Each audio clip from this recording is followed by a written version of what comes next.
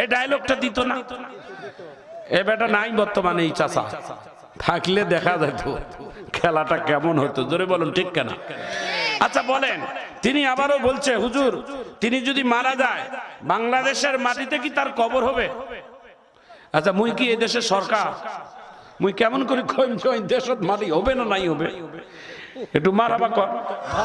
আচ্ছা ওই বাংলাদেশে ইন্ডিয়ায় মারা গেলে ওর দেশত মাটি, এই বাংলাদেশে মাটি হবে নাই হবে, এটা এদেশের গভর্নমেন্ট ডিসিশন নিবে, এদেশের সরকার ডিসিশন নিবে, এদেশের প্রশাসন ডিসিশন নিবে, এদেশের রাজনীতিবিদরা ডিসিশন নিবে।